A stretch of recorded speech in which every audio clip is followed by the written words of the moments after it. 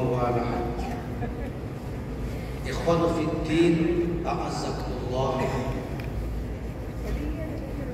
Kegiatan rutin DPP Daram yang didukung oleh Masjid Fatahillah Blok B Tanah Abang, didukung oleh Undukan Bank DKI Jakarta.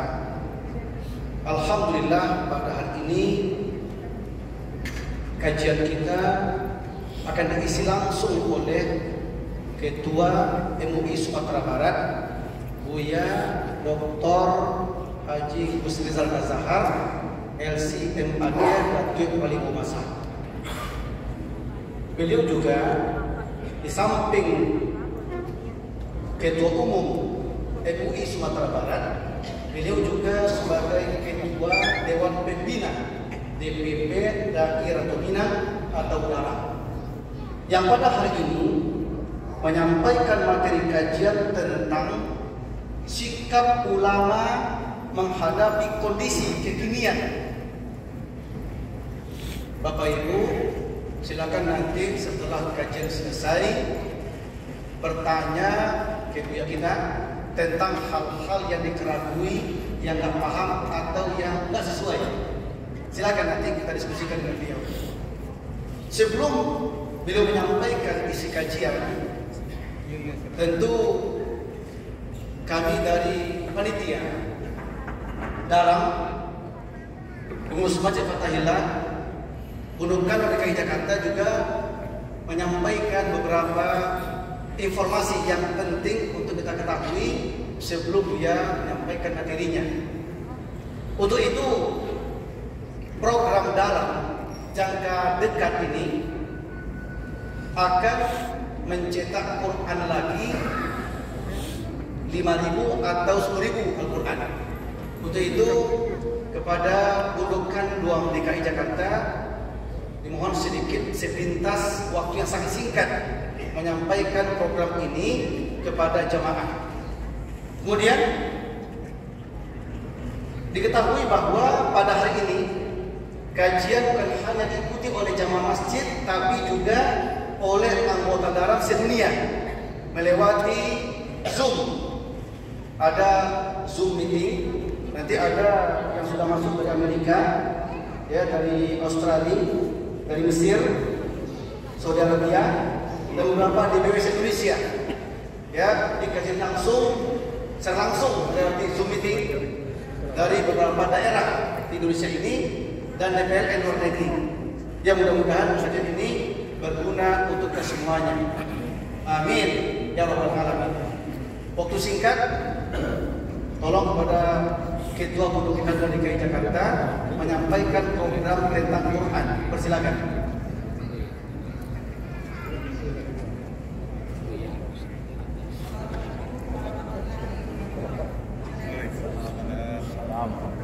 Assalamualaikum warahmatullahi wabarakatuh. Yang terhormat Buya Dr. Kusrizal Nazahar, Datuk Wali Masa, selaku Ketua MUI Sumatera Barat. Selamat datang Buya. Dan juga yang kami hormati Buya Dr. Henry sebagai Ketua Umum Dalam yang kami hormati, dan juga yang kami hormati semuanya, Buya sesepuh ulama kami yang tidak kami sebutkan namanya satu persatu dengan tidak mengurangi rasa hormat kami, dan juga kepada jemaah-jemaah semuanya yang kami hormati, dan juga kepada Undukan Bank DKI Jakarta dan Undu semuanya, dan juga para jemaah semuanya. Alhamdulillah menikah waktu yang dikasihkan kesempatan buat kami hari ini kita menggalang Al-Quran. Baru program kerja antara kami dengan Daram adalah untuk penggalangan Al-Quran ini sudah kami bagikan ke kampung halaman awak. Itu alhamdulillah, itu Al-Quran itu sangat dibutuhkan dana di ulang awak di kampung. Iko kami batang target kami tahun ini mengumpulkan 1.000 Al-Quran. Baru terkumpul 352 dan sudah disebarkan ke kampung. Dan situ pada jemaah semuanya, ini semuanya nih orang-orang awam yang banyak ya. Aku mengetuk pintu hati sangat setelah. Aku ambil anakku juga barang, yang ibu 4 cetak saja, 52.000, maaf. Ini 50.000 yang 4 cetak. Ini kemarin tuh pada saat tim kami mengantar ke pelosok-pelosok yang terharunya orang itu didapat dipeluk kayak mendapatkan satu barang emas yang begitu berharga. Dan setelah kami memberikan dengan 7 nagari sebelum bulan puasa, 7 nagari kami kirim, itu pengirimannya melewati Budokan Duang di Nagari. Jadi kami Budokan Duang kami itu Budokan Duang dari Minangkabau, itu cabangnya di Pagariuan. Ketua umumnya adalah Profesor Raudah Tahib, Budo Raudah Tahib. Jadi kami memberdayakan Budokan Duang dari Kenegarian. Jadi kami satu PR awak di rantau, iko PR awak kasamo. Mari kita dalam Al-Quran ko, yuk nanti kita akan kirim ke Kampung. Bagi saat ini, bagi sana-sana yang berkenan, silakan tinggal ajukan tangan aja. Nanti tim kita akan mencatat ya. Atau setelah acara ini silakan mungkin Buya atau Pak Ustadz atau yang muda-muda bisa hubungi kami ya. Satu lagi, ini adalah PR kita. Karena di kampung kita jadi pelosok miris loh. Saya sendiri melihat Al-Quran itu anak-anak masih ada pakai Al-Quran yang cantik-cantik loh. Itu nggak pantas banget kayaknya gitu ya. Jadi sekali lagi aku selaku Ketua Budokan Duang DKI Jakarta dengan ini mengajak di sana aku yang ada di rantau, baik yang ada di dalam masjid ini, yuk mari kita bersama-sama kita sisihkan rezeki kita agak segenteng untuk memaafkan kemarahan ini. Itu yang dapat kami sampaikan ya. Sebelumnya kami aturkan terima kasih. Wassalamualaikum warahmatullahi wabarakatuh. Dengan tidak banyak mukadimah, kita langsung minta Buya Ustaz Zahar untuk menyampaikan materinya. Terima kasih.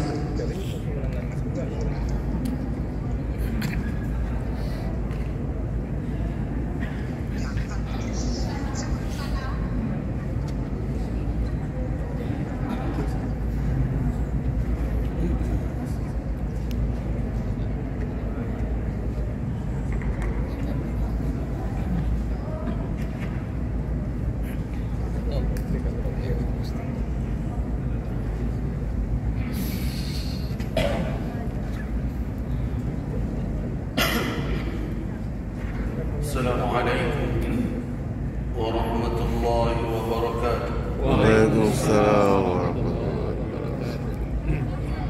Alhamdulillahilladzi khalaqa kulla syai'in biqadar wa qada likulli syai'in ajalan. Fa idza jaa ajaluhum la yastaqdiruna sa'atan wa la yastaqdimun. Ashhadu an la ilaha illallah wa ashhadu anna Muhammadar Rasulullah. Allahumma salli wa sallim ala 'abdika wa rasulika wa habibika Muhammadin wa ala alihi wa ashabihi wal tabi'in وتابع التابعين ومن تبعهم بإحسان إلى يوم الدين. أما بعد، عباد الله، قال الله تبارك وتعالى في كتابه الكريم: استمعوا أيها الناس، أعوذ بالله من الشيطان الرجيم، يا أيها الذين آمنوا عليكم أنفسكم لا يضركم من ضل إذا اهتديتم وإلى الله مرجعكم جميعا وينبئكم بما كنتم تعملون. صدق الله العظيم. Surah Al-Ma'idah ayat 100. Kaum muslimin, ibadallah, para hamba Allah rahimakumullah. Pada kesempatan singkat ini saya diminta berbicara tentang sikap keulamaan. Kenapa saya geser bukan sikap ulama, tapi sikap keulamaan? Karena bisa jadi orang yang ulama belum tentu bersikap dengan sikap keulamaan. Dan tidak sedikit orang yang tidak diberikan gelar keulamaan oleh orang tetapi bersikap sebagaimana semestinya seorang ulama.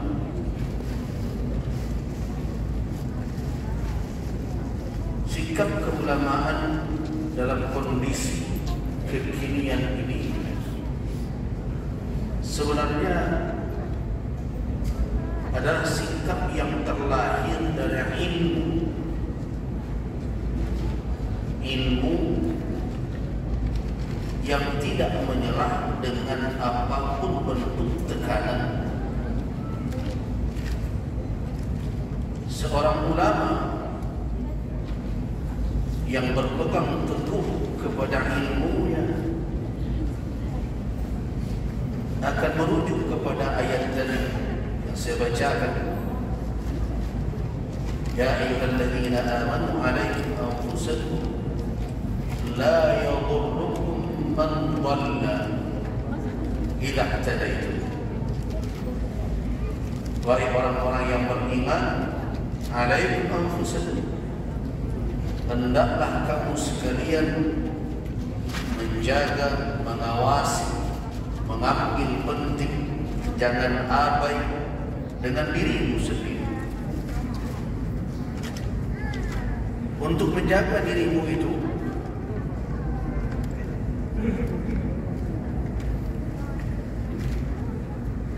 untuk memelihara dirimu itu, supaya kamu selamat di dalam gelombang arus yang tumpang tindih, menggoda dan bisa menenggelamkan siapa saja yang tidak arif dalam kondisi seperti sekarang. Ada satu yang harus kamu pegangi, yaitu hidayah. La yadurrukum man dhalla. Kamu tidak akan dimudaratkan oleh siapapun yang melenceng dari jalan yang hak. Makna dhalla bukan hanya bermakna sesat saja, tapi asal dari kata dhalla adalah mala anil haq, orang yang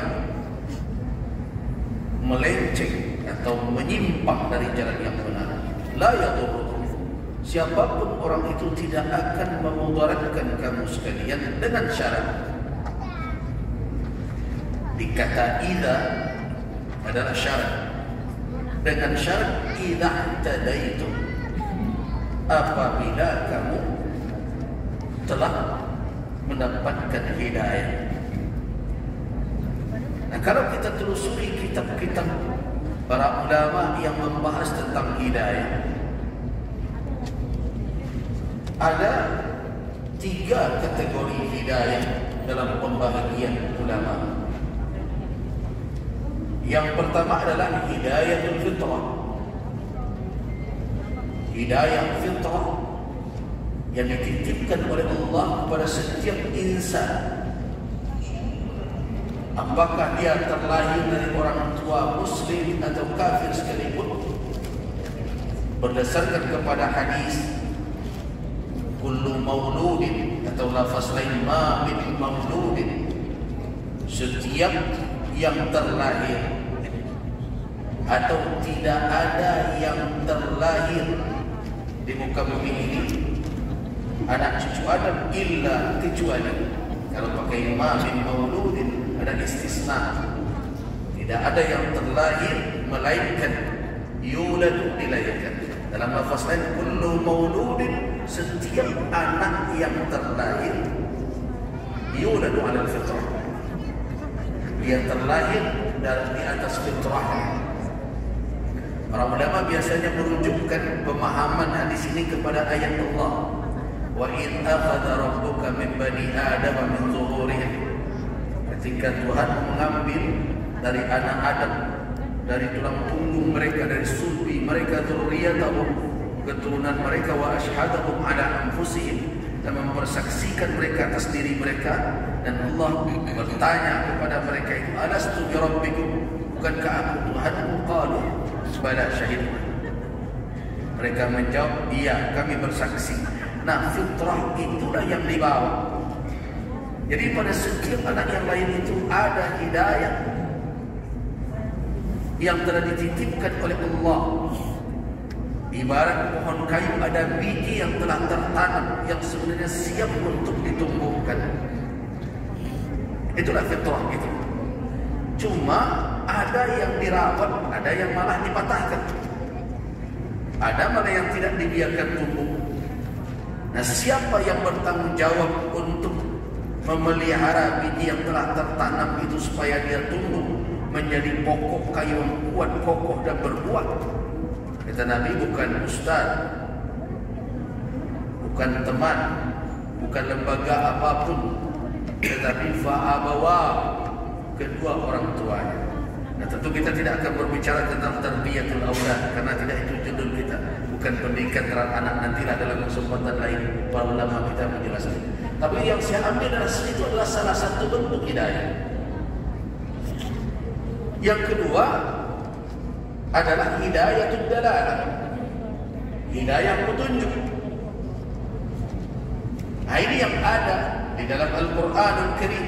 Karena itu Al-Quran disebut hudan. Dzalikal kitab la raiba fihi hudan. Bahkan salah satu nama dari Al-Quran, kalau kita tanyakan kepada ulama yang mengkaji ulumul Quran, dia sebut Al-Quran salah satu namanya Al-Huda. Rasul sallallahu alaihi wasallam salah satu gelaran beliau Al-Hadi, karena Nabi memang memberikan hidayah. Wa innaka la tahdi. Terus kalau ada yang bertanya, terus kenapa ada ayat yang mengatakan innaka la tahdi man ahbabta? Sesungguhnya engkau tidak bisa memberi hidayah kepada orang yang engkau cintai. Ini kasus tentang paman beliau Abu Talib. Nah, para ulama mengatakan hidayah yang dinafikan oleh Allah dari Rasul bukan hidayah dalalah. Karena hidayah dalalah Nabi memang disuruh untuk menyampaikan itu, beliau memberikan hidayah. Hidayah itu apa? Hidayah dalalah, hidayah petunjuk kepada yang hak. Itu bisa diberikan Nabi. Dan tugas itulah yang diwarisi oleh ulama, memberikan petunjuk kepada yang hak. Itu juga yang ada dalam Al-Quran. Al-Quran memberikan petunjuk. Tetapi ada hidayah yang ketiga, yang itu tidak dimiliki oleh makhluk. Tidak dimiliki oleh makhluk. Nah, hidayah ini yang diistilahkan dengan hidayatul taufiq namanya. Hidayatul taufiq. Orang ditunjukkan kepada yang benar. Apakah orang itu akan menerima kebenaran itu? Itu tidak ada di tangan manusia.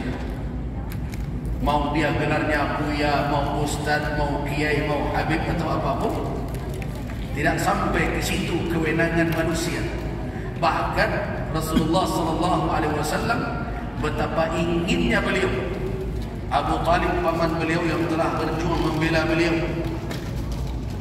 meminta, ya amma kul kalimatan, wahai paman ucapkanlah sepatah kata, uhaju biha, akan aku jadikan itu sebagai alasan untuk membela kepada Allah Subhanahu wa taala. Kalimat tauhid, kalimat syahadah. Tetapi di samping Abu Talib juga ada Abu Jahal dan kawan-kawan yang mengatakan atarghabu am millati abika Abdul Muttalib, apakah engkau benci, ingin meninggalkan keyakinan bapakmu, nenek moyangmu? Abdul Muttalib, sehingga akhirnya Abu Talib tidak beriman. Nah, kata Nabi, alangkah inginnya beliau agar Abu Talib bisa memeluk Islam. Tetapi kata Allah, innaka la tahdi man ahbabta, engkau tidak bisa memberikan hidayah pada orang yang engkau sayangi. Hidayah apa itu? Hidayah taufik. Nah, setelah kita tahu 3 macam hidayah, apa yang ada pada ulama? Hidayah yang kedua dan yang pertama, hidayatul fitrah dan hidayatul dalalah.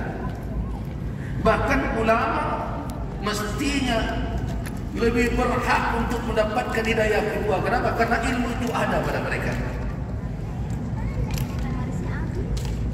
Ilmu itu ada pada mereka. Dan mereka lah yang dituntut terlebih dahulu untuk mengamalkan kalau memang betul mereka adalah warasatul anbiya. Ingat hadis pewaris para nabi itu kan tak pendek, panjang hadisnya, walaupun sering dikutip al-ulama warasatul anbiya. Padahal hadis itu panjang dalam riwayat Imam At-Tirmidzi, dalam riwayat Imam Abi Daud. Sambungnya adalah para ulama pewaris para nabi, innal anbiya'a lam yuwarrisu dinaran wala dirham walakin warasul ilma. Sesungguhnya para nabi tidak mewariskan dinar dan dirham. Nabi tidak mewariskan harta. Malah beliau menegaskan bahawa apa saja yang beliau miliki tidak bisa diwarisi. Kunna ma'azra anbiya la nuras. Kami para nabi tidak diwarisi. Seluruh yang beliau tinggalkan itu untuk umat. Nah, apa yang diwariskan?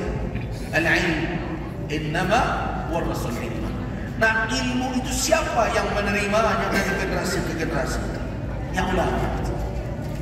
Nah, karena itu sangat heran kita kalau ada orang yang di dalam dadanya ada ilmu yang dia warisi dari Rasul, tetapi dalam sikap dan perilakunya tidak menampilkan.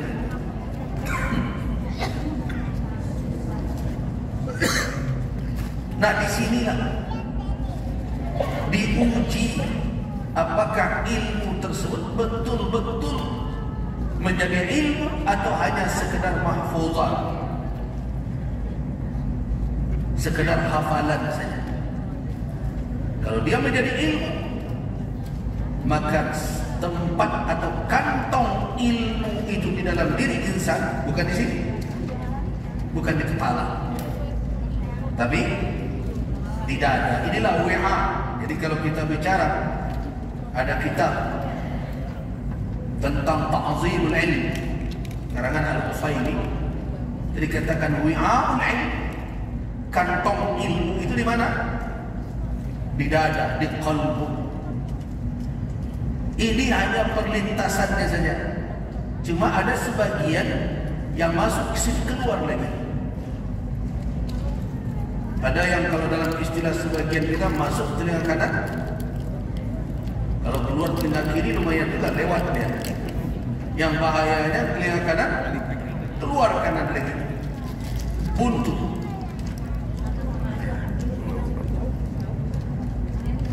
Nah, apakah ilmu tersebut betul-betul sudah ada? Tidak ada. Kalau ada, maka dia akan berbuah.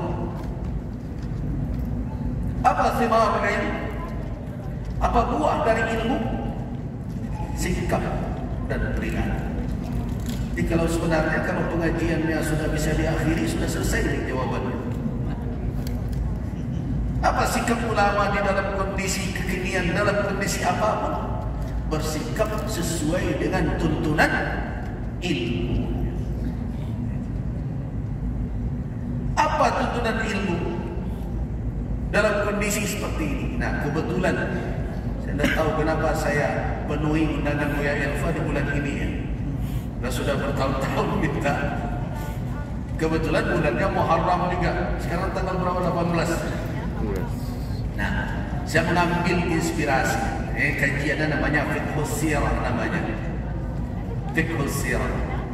Kebetulan dahulu saya mendengarkan, tidak lengkap sih, tetapi beberapa kali uraian dari salah seorang Syekh penulis fiqh sirah yaitu Syekh Muhammad Al-Ghazali rahimahullah. Nah, kita ambil dari sirah nabawiyah, dari perjalanan hidup Nabi ini, khususnya adalah peristiwa hijrah. Saya ingin beri ulasan sedikit. Kita kan kalau sudah berbicara tahun Hijriah, maka ingatan kita tertuju kepada 1 Muharram. Perlu saya garis bawahi bahwa hijrah Nabi sebenarnya tidak terjadi di bulan Muharram. Dalam berbagai catatan ulama, di antaranya adalah kitab Syekh Safiur Rahman Al-Mubarakfuri, kitab Ar-Rahiq Al-Makhtum, itu yang tersebar di Indonesia. Saya rujuk juga itu. Tanggal berapa terjadinya hijrah Nabi? Dimulai dari penghujung bulan Safar, tepatnya tanggal 27, dan sampainya Nabi di masjid beliau sekarang, yang itu adalah sebenarnya adalah milik dari satu kabilah di Yathrib yang sekarang kita kenal Al-Madinah Al-Munawwarah itu, yaitu Bani Najjar. Bani Najjar ini ada hubungan secara kekerabatan dengan Rasul. Apa hubungannya? Bani Najjar adalah suku atau kabilah Salma binti Amr. Salma binti Amr itu adalah ibu dari Syaibah. Syaibah itulah yang kemudian ma'ruf dengan panggilan Abdul Muttalib. Abdul Muttalib adalah kakek Nabi. Berarti itu adalah kabilah dari ibu Abdul Muttalib. Jadi tidak heran kan kalau ketika Nabi sampai di Madinah, ketika unta beliau ditarik kiri kanan, ya Rasulullah, bermalamlah di tempat kami. Ya Rasulullah, bermalamlah di tempat kami. Apa kata Rasul? Da'uha, biarkan sajalah unta itu berjalan. Fa innaha ma'muratun, sesungguhnya dia sedang diperintahkan sekarang. Di mana dia duduk, di sanalah nanti posisi berhentinya. Dan di situ masjid nanti dibangun. Ya di Masjid Nabawi sekarang tentang itu. Nah, setelah duduk di sana, di mana Nabi akan tinggal? Sementara masjid baru akan dibangun. Yang sudah dibangun adalah Masjid Quba. Masjid Quba di perkampungan Bani Amr bin Auf. Nah, sementara itu apa kata Nabi? Aina daru qaumina. Nah, kalau orang tahu dengan sejarah itu, dia paham kalimat Nabi. Di manakah rumah kaum kita? Artinya kerabat kita di mana rumahnya. Nah, disitulah maju salah seorang tokoh dari Bani Najjar. Siapa? Ma'ruf Abu Ayyub. Abu Ayyub dari Bani Najjar. Ya Rasulullah, ada dari. Nah, itu cerita. Nah, tapi kita tidak cerita itu sekarang. Kita kembali kepada apa sikap Nabi. Kita tahu bahwa penetapan tahun berdasarkan angka 1, 2, 3 tidak dimiliki oleh masyarakat Arab dan tidak dimiliki oleh kaum muslimin sampai tahun 16 tahun setelah Nabi hijrah. Tidak punya. Tradisi orang Arab biasanya memberi nama tahun itu dengan mengkaitkan kepada peristiwa-peristiwa yang populer. Ya, misalnya pada tahun itu terjadi penyerangan pasukan bergajah, ya jadilah nama itu tahun Amul Fil, namanya tahun gajah. Terjadi perang yang disebut perang Fijar, pada tahun itu dinamakan Amul Fijar. Nah, umat Islam juga mengikuti itu, sehingga disebut pula ada perjanjian Hudaybiyah. Tahun ke-6 setelah Nabi hijrah disebut dengan Amul Hudaybiyah, tahun Hudaybiyah. Sampai Nabi wafat, bertahanlah kondisi seperti demikian. Tidak ada angka 1, 2, 3, tahun 1, tahun 2, tahun 3. Sampailah tahun ke-16. Waktu itu yang menjadi khalifah adalah Umar bin Al-Khattab, Amirul Mukminin Umar bin Al-Khattab radhiyallahu anhu. Nah, di masa Umar, kalau kita rujuk beberapa kitab, di antaranya adalah kitab Al-Imam Al-Bukhari, At-Tarikhul Kabir, dan juga kitab Al-Imam Ibnu Asakir. Ibnu Asakir dalam kitab Tarikh Dimas ada temukan riwayat Umar bin Al-Khattab berkirim surat kepada walinya di Iraq, Abu Musa Al-Ash'ari. Di situ tertulis dalam surat itu Sya'ban, tapi tidak tahu di tahun berapa. Sya'ban kapan ini? Sya'ban tahun ini atau jangan-jangan Sya'ban tahun lalu? Akhirnya Abu Musa berkirim surat kepada Amirul Mukminin, qad ja'ana kutubuk, telah datang surat-surat engkau kepada kami, tertulis itu Sya'ban, dan kami tidak tahu itu Sya'ban kapan. Fa'arrikh lana, maka tetapkanlah tarikh untuk kita. Artinya apa? Tetapkanlah angka tahun. Tapi kalau susunan bulan, ya, bulan yang kita kenal hari ini, mulai dari Muharram sampai Dzulhijjah, dan di dalam 12 bulan itu ada bulan haram. Di dalam Al-Quran surah At-Taubah dijelaskan inna iddatash syuhur 'inda Allah 12 syahran. Kemudian Nabi menjelaskan 4 bulan haram itu dalam hadis beliau, salasatun mutataliyah, 3 berurutan, wa Rajab Mudhar yang berurutan mulai dari Dzulqa'dah, Dzulhijjah, Muharram. Di bulan haram yang terpisah adalah Rajab 4. Ini sudah ada sebelum Islam. Siapa yang pertama menetapkan? Yaitu Nabi Ibrahim alaihissalam. Dan dikembalikan setelah nama bulan itu bergeser-geser, dikembalikan oleh kakek Nabi yang kelima, yaitu Kilab.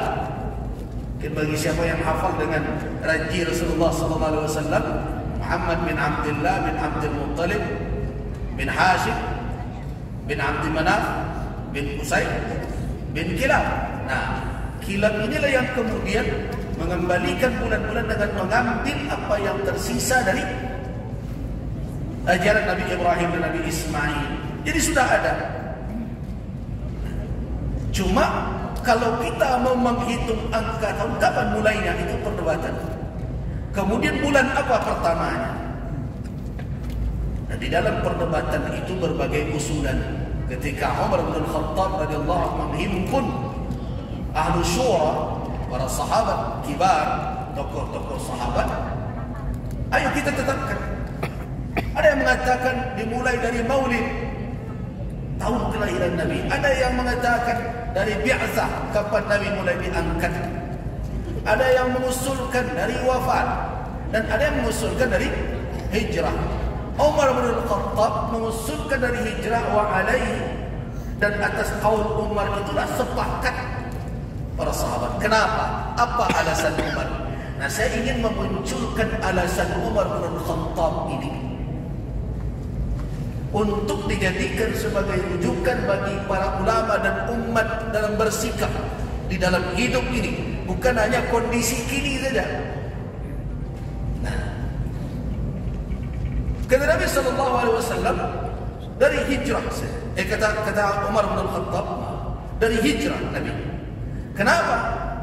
Alasan Umar sederhana, tapi kesederhanaan itulah yang mengandung makna yang begitu dalam. Kenapa? Karena hijrah Nabi, muhajir Nabi, farqun bainal haqqi wal batil. Itu alasan. Jadi hijrah Nabi itu adalah pilar yang menjadi farq, yang menjadi pemisah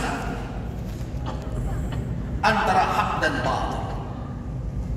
Jadi kalau kita terus bicara tentang, janganlah berdebat terus perkara apakah Maulid, apakah tahun baru Hijriah akan dirayakan atau tidak. Jangan sebatas itu saja. Tapi nilai yang terkandung di situ apa? Sahabat bersepakat atas itu, tidak berikhtilaf, tidak berbeda. Mereka sepakat dengan Umar bahwa kita mulai penghitungan tahun 1 kita dari hijrah Rasulullah. Kenapa? Karena hijrah Nabi itu farq, adalah pemisah antara hak dan batil. Jadi kalau ada orang yang setiap tahun bicara tentang tahun baru Hijriah, tetapi bercampur aduk saja bagi dia antara hak dan batil, kalau kata orang Minang, bercampur aduk secik kudo jole-jole, karena sama-sama bulatnya. Ini berarti dia tidak mengambil pelajaran dari hijrah. Dan kalau kita telusuri peristiwa hijrah, memang kesimpulan yang sederhananya memang seperti yang dikatakan Umar ini, tidak keliru sedikit. Kecuali kalau selama ini kita berbicara hijrah hanya dalam batasan mukjizat. Selama ini kan kita bicara hijrah kan seperti mukjizat. Iya, kita tidak tolak itu, benar. Di situ terjadi mukjizat. Tetapi kita tahu bahwa mukjizat itu diberikan kepada Rasul dan tidak didapat oleh kita. Nah, mestinya kita lebih memberikan porsi pembahasan pada aspek ikhtiar, supaya menjadi pedoman di dalam kita bersikap. Kan perjalanan Nabi langkah demi langkah itu kan uswah, sebagaimana kata Allah Subhanahu wa taala, wa laqad kana lakum fi rasulillahi uswatun hasanah. Allah katakan di situ fi rasulillah. Fi itu bukan hanya sebatas zarf, tapi bermakna lil wi'a, yaitu meliputi. Makna fi karena itu di dalam. Artinya apa? Rasulullah tidak hanya menjadi tauladan dalam perkara bagaimana cara sujud, bagaimana cara bangkit dari rukuk, bagaimana cara siap, bagaimana cara berhaji. Itu memang harus. Dalam salat, sallu kama ra'aitumuni usalli. Dalam haji, khudhu anni manasikakum, iya. Tetapi tidak dibatasi uswah Nabi itu pada hal-hal yang demikian saja. Bagi siapa yang hidup dalam kesadaran bahwa yang kekal itu adalah akhirat, kita akan bertemu dengan Allah, pasti di dalam seluruh aspek kehidupannya dia jadikan Rasul sebagai uswah. Bukan hanya dalam perkara-perkara ibadah semata, dalam muamalah. Yang repotnya sekarang ini kan, kalau sudah perkara solat baru bicara Rasul bagaimana.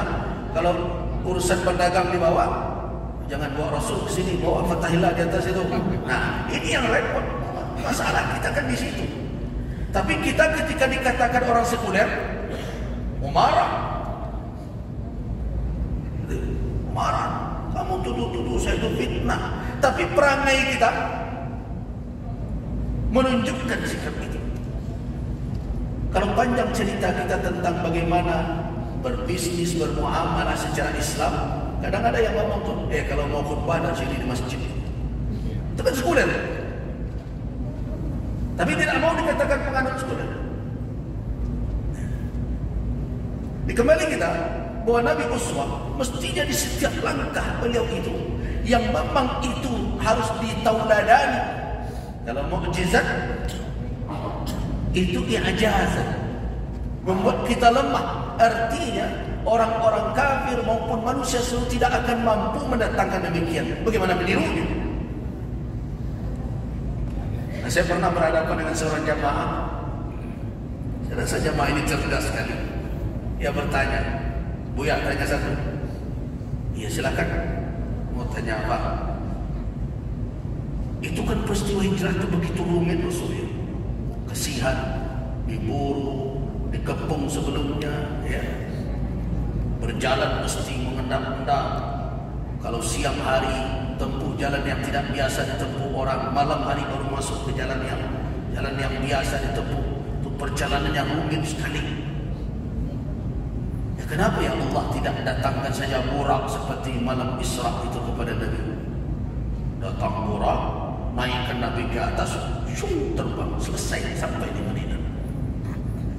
Pertanyaan, saya katakan mengatakan saya tidak tahu mengapanya, yang tahu kenapa Allah tidak mengambil ya Allah sendiri, siapa yang bisa. Nah, tetapi kemudian kita bisa mengambil fikih, pemahaman dari sirah perjalanan hijrah itu. Apa yang kita ambil? Nah, saya katakan perjalanan hijrah Nabi itu bukan tiba-tiba. Perjalanan hijrah Nabi adalah perjalanan yang telah direncanakan dengan matang, dengan strategi yang tepat, dan orang-orang yang diberikan amanah untuk memfasilitasi, menemani, dan menjalankan peran-peran dalam hijrah itu adalah orang-orang yang tepat dan telah diukur keakuratannya dan sehingga sukses berhasil. Jadi mukjizatnya iya terjadi mukjizat. Misalnya seperti adanya jaring laba-laba. Perkara tentang merpatinya, riwayatnya dalam pandangan sebagian ulama hadis dhaif, lemah. Tapi jaring laba-laba bisa dijadikan. Sehingga akhirnya tentara yang naik ke atas atau pasukan Quraisy yang tiba di situ tidak menyangka bahwa ada orang di dalam karena ada jaring laba-laba. Itu kan hikmah.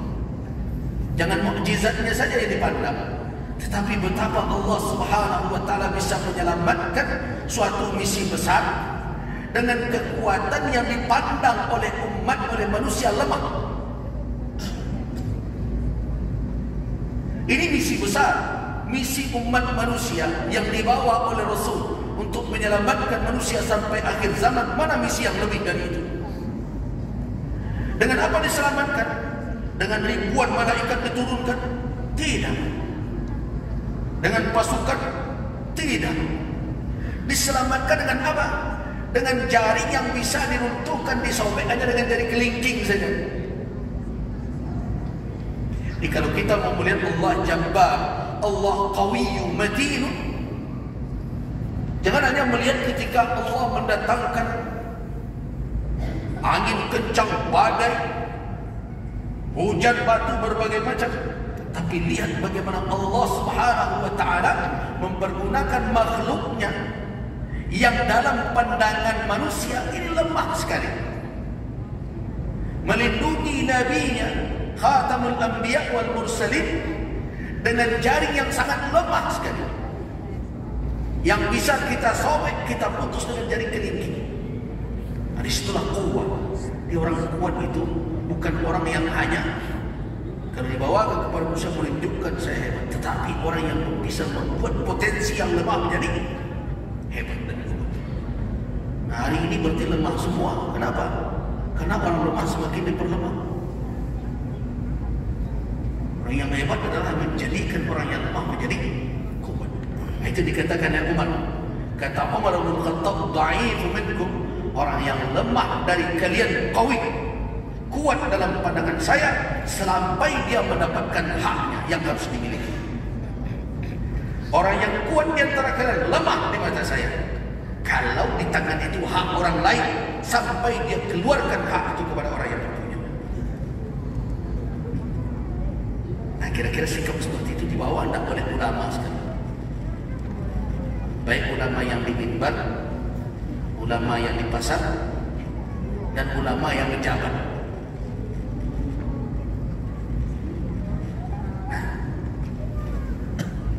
Itu ukuran.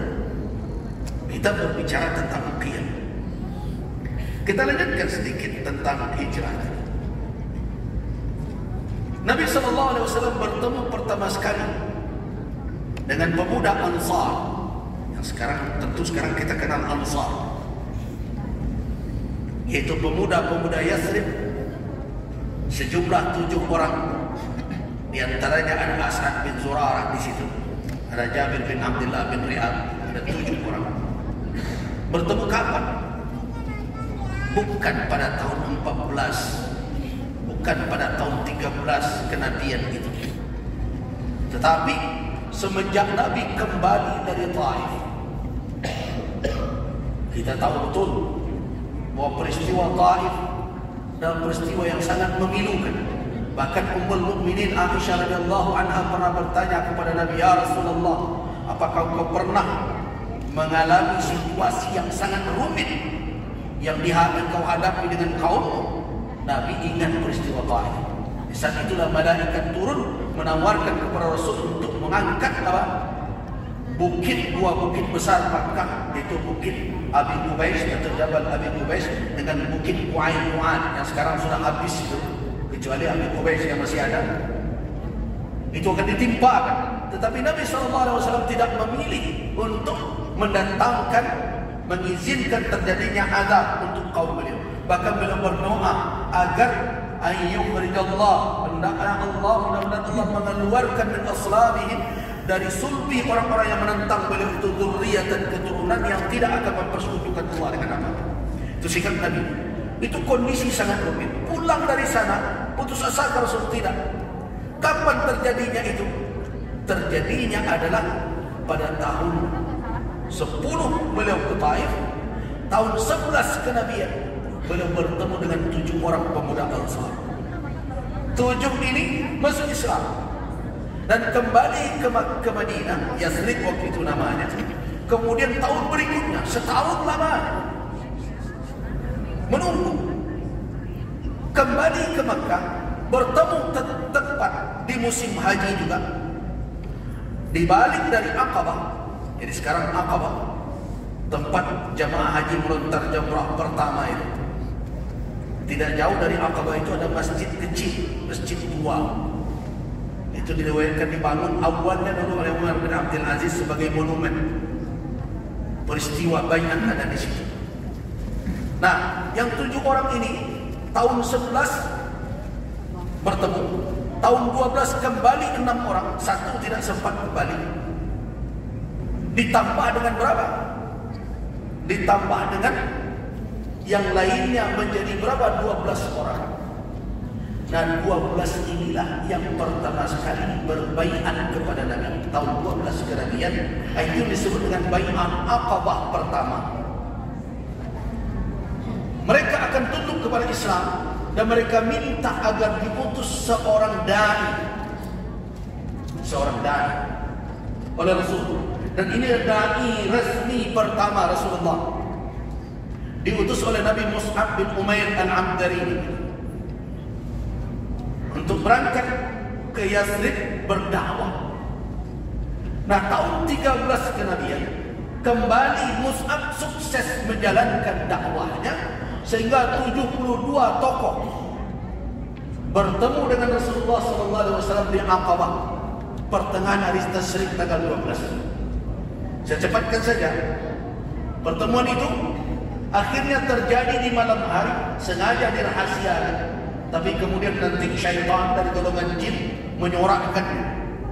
Nah, yang ingin saya ambil garis bawahi tentang sikap ulama ini adalah menghadirkan kembali peristiwa itu sebagai ilmu dan menjabarkan dalam sikap. Apa itu? Diriwayatkan dari berbagai, diantara dari Jabir bin Abdullah, kemudian juga dari Anas bin Malik dan lain-lain. Riwayat ini ada dalam Musnad Imam Ahmad bin Hanbal.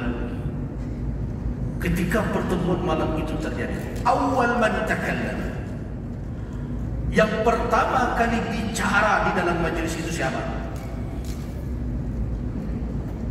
Adalah Abbas bin Abdul Muttalib. Abbas bin Abdul Muttalib waktu itu belum lagi memeluk Islam, tapi dia datang sebagai salah seorang paman Nabi, Hamiyah. Ini adalah semangat membela nur sana keluarga.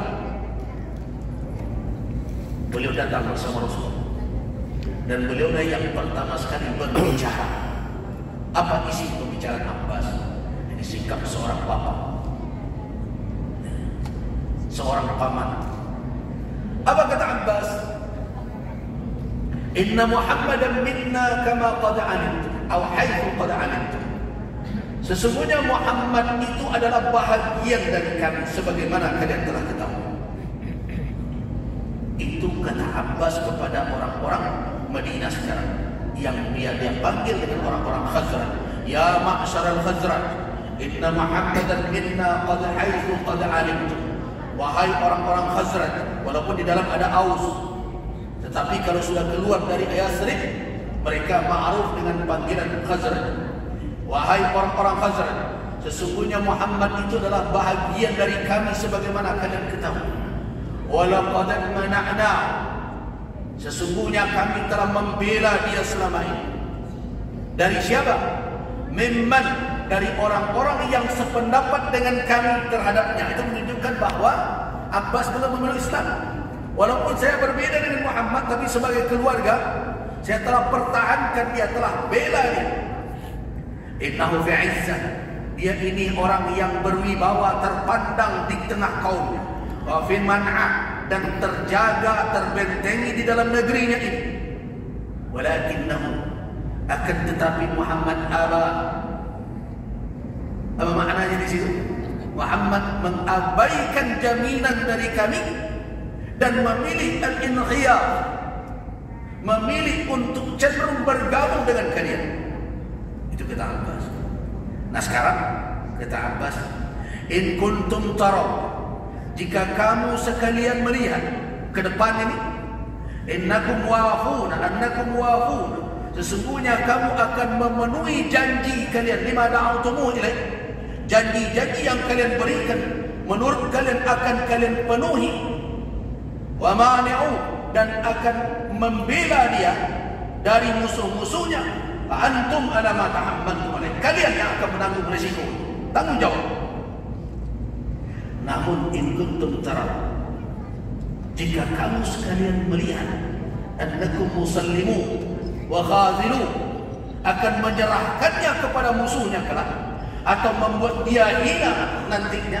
Babinal an, dan sekarang aku katakan kepada kalian, kata Abbas, utruku Muhammad, tinggalkan Muhammad, pergi kalian. Keras.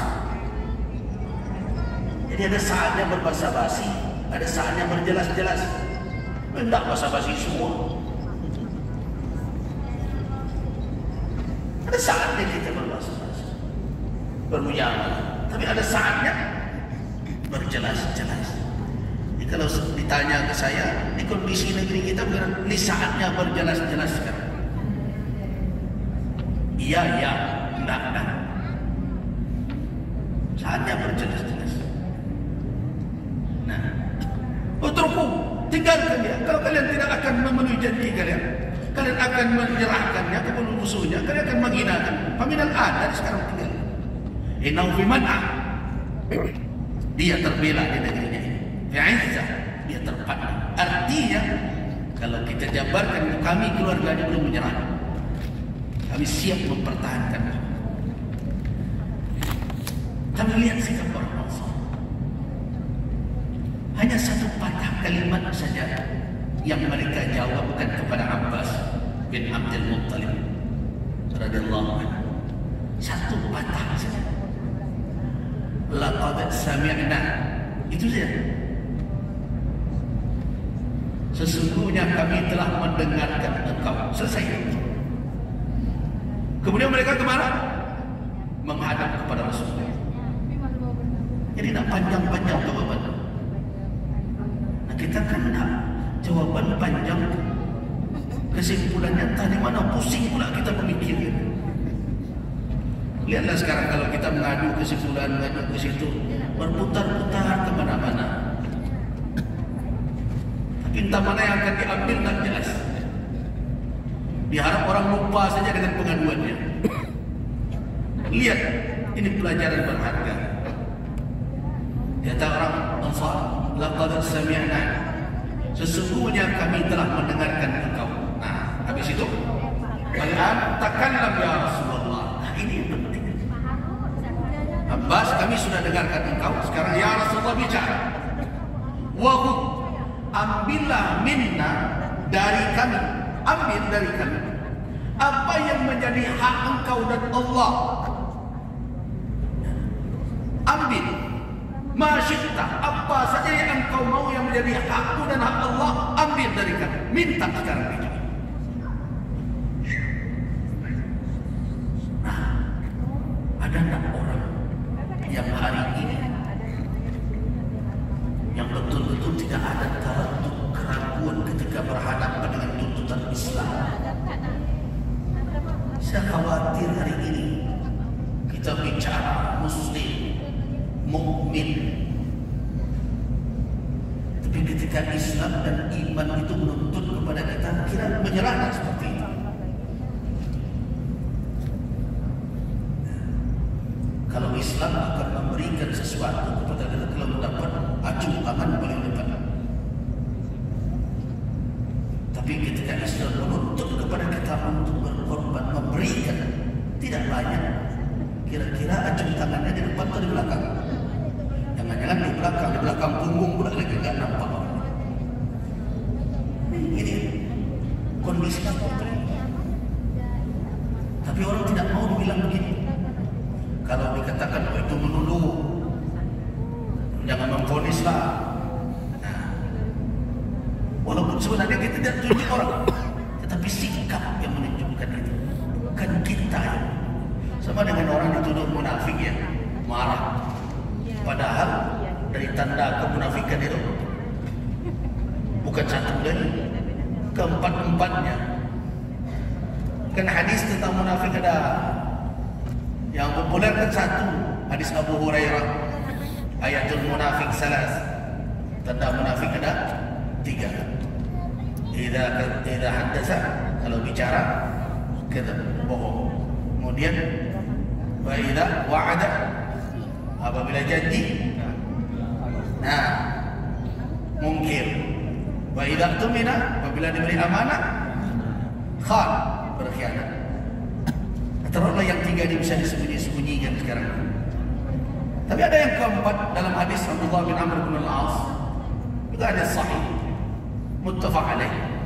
Apa bunyinya? Arba man kunna fihi kana munafiqan khalisan. Ada 4 perkara. Kalau 4 ini ada pada seseorang, itu kana munafiqan khalisan. Jadilah orang itu munafik tulen. Jadi utuh kemunafikannya, khalis. Mana itu? Yang 3 sama dengan hadis Abu Hurairah. Ada 1 lagi yang hari ini dipraktekkan banyak orang. Apa itu? Idza khasama fajar. Apabila dia bermusuhan dengan orang dalam berbagai bidang. Orang sekarang kan banyak cari musuh, musuh politik, musuh dagang, berbagai macam berkhusuman. Apalagi yang sangat kita sesalkan, tokoh-tokoh kita politik kita ini jatuh ke dalam ini, silakan mereka tolak. Tapi perkataan, sikap, pernyataan membuktikan itu. Apabila berkhusumat fajar. Apa makna fajar? Ma'la anil haq. Kalau sudah berlawan, tidak peduli alal haram, tidak peduli hak batil, habisi semuanya. Bukankah itu sekarang yang terjadi? Di peranan hukum, di peranan ini, di peranan yang penting habis. Itu adalah orang yang jatuh ke dalam fujur, ke dalam kedurjanaan ketika mereka berkhusumat dengan orang lain. Jadi cerita kontestasi, ya kan? Bahkan pakai ayat pula fastabiqul khairat. Di dalam tradisi politik Indonesia sekarang ini sulit ditemukan orang itu. Di dalam dagang juga begitu. Ini saingan kita. Padahal setiap waktu dijelaskan oleh ulama di masjid ini, Bapak, Ibu-ibu ingat, Allah tidak pernah keliru dalam membagikan jatah rezeki. Kalau mau mencarinya, menuntutnya pandai-pandai dan bagus-bagus caranya. Ajmilu fi talab. Begitu kata Nabi. Kenapa? Inna nafsan lan tamuta. Sesungguhnya seseorang belum akan mati hatta tastawfiha rezeki. Sampai utuh rezeki, jatah rezeki yang diuntukkan untuk dia. Apa yang didapatkan oleh orang tidak akan meleset ke kita.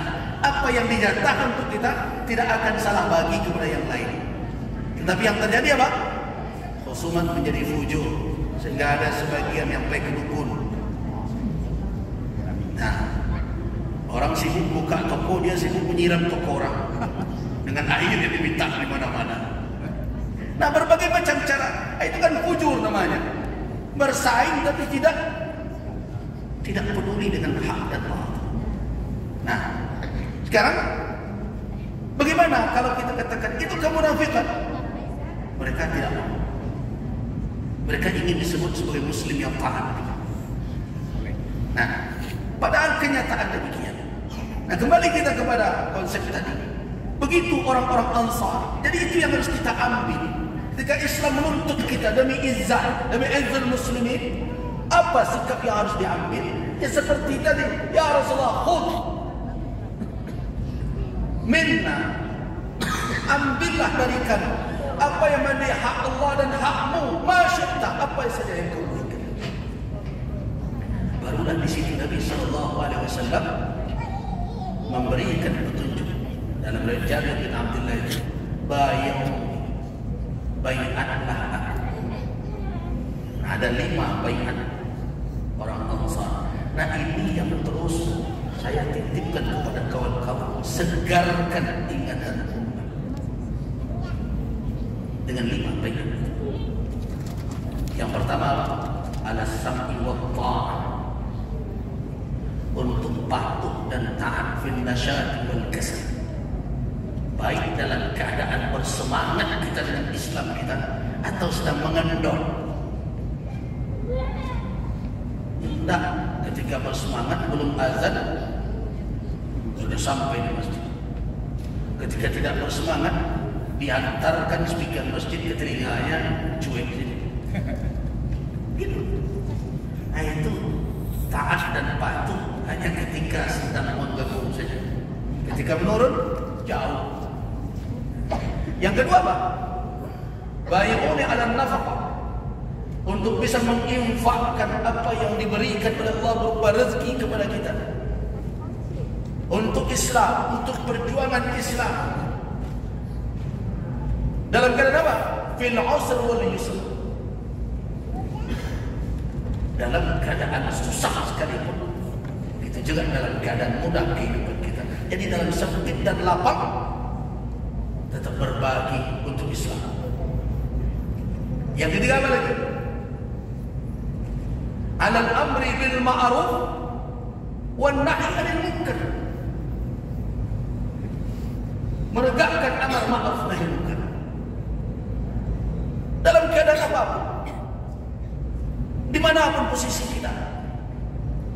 Ini sangat mengherankan ketika kita harus melakukan tindakan memperingatkan kemungkaran. Ada sebagian orang mengatakan, Buya, saya mengerti sikap Buya dan kami setuju, cuma Buya maklumi pula kami, beri nasi kami. Gimana ini?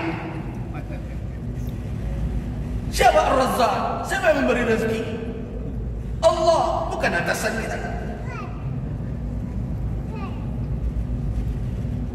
Kenapa bergeser dari ini? Al-amru bil ma'ruf wan nahy 'anil munkar. Ini adalah bai'at yang keempat.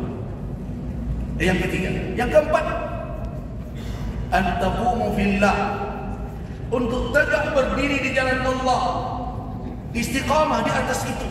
Wala ta'khudhukum lawmatu la'im, jangan kamu terseret oleh celaan, cacian, makian siapapun yang mencela dan memaki. Artinya apa? Jangan karena demi pencitraan kita,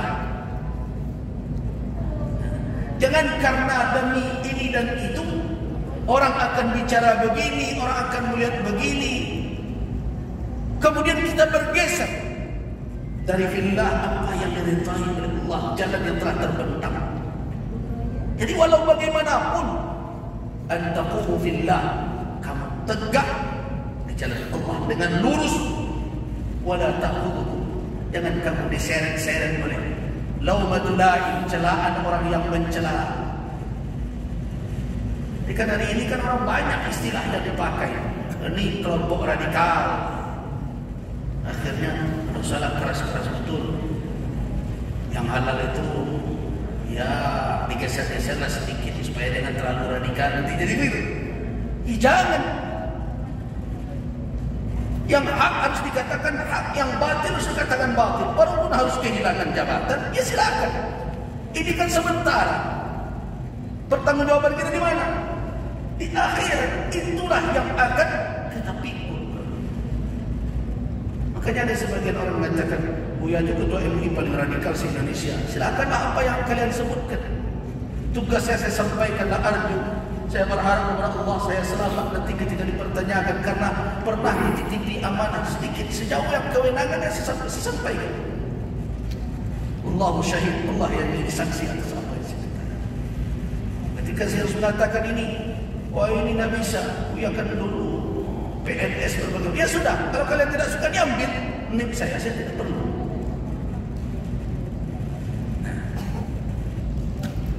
Jadi ini adalah yang keempat. Yang kelima baru Nabi katakan, wa antansuru wa tamna'u. Kalian tolong saya, kalian bela saya apabila saya telah pindah berhijrah ke tempat kamu sekalian, sebagaimana kalian membela diri kalian dan anak istri kalian. Itu 5 bayan. Nah, kalau 5 bayan ini dibawa sekarang oleh orang-orang yang memang ingin selamat hidup di dalam kehidupan dunia ini, dan saat umat ini akan kembali menjadi izzah, memiliki izzah. Nah, saya berharap umat juga membantu ulama-ulama yang tegak menjalankan 5 butir bayat ini kembali. Ya sudahlah, kita cukupkan sampai di sini. Wafaqqallahu iyyakum lima yuhibbu Allah. Wabillahi taufiq wal hidayah. Wassalamualaikum